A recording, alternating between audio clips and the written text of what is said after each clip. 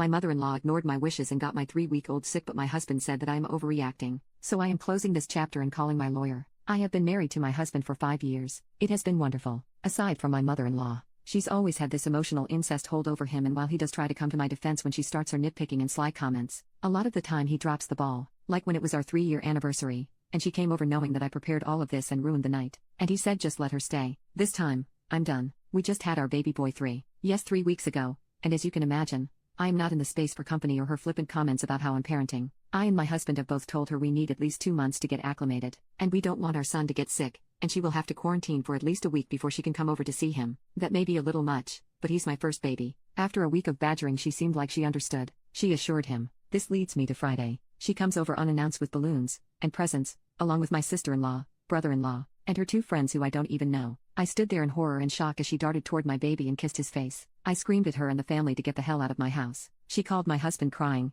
and he got back yesterday and told me that I needed to apologize and she's just happy for the first boy grandchild. I'm actually crying while writing this because now he has a fever, and my husband just doesn't get it. This is the last straw. I told him he needed to tell her to back off or I was done. He said I was overreacting, and she was just excited. His siblings did not know I didn't give her permission and they called and apologized profusely. His mother feels like she's being ganged up on. Yesterday I talked to him and I realized that I care so much about my baby getting sick, but he doesn't. I'm closing this chapter. I met with a good friend who is a lawyer and I'm getting all my ducks in order. My husband is calling and blowing up my phone. I blocked his mother because she was 2. I can't block him because he is the father of our child and he does have right to see his son, but I am done. He no longer has access to me. He'll have to go through a mediator, and only communication will be about our child. I'm heartbroken that 5 years are gone, but the fire inside of me from this situation is making it better. I would never be that evil to keep him away from our son unless he was physically abusive to him. Also, he couldn't have gotten sick from me because I've been holed up in a house for 3 weeks pretty much. I never said she could never see him, but 2 to 3 months before introducing your baby to people is recommended. It was barely a month.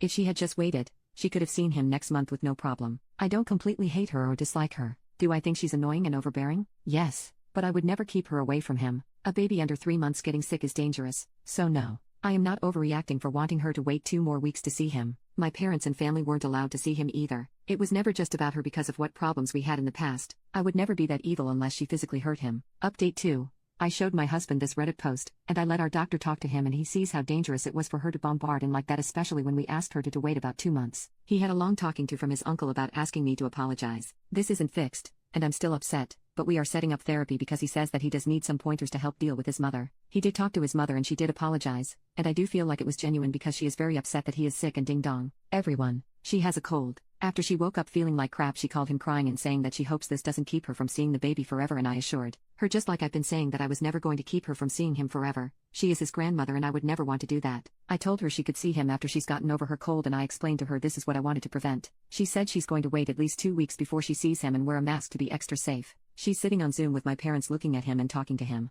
I don't know what is going to happen with my relationship with my mother-in-law, but I hope we can be civil for the sake of our baby boy, who is doing okay if anyone was wondering. He asked me to come home and I told him I would.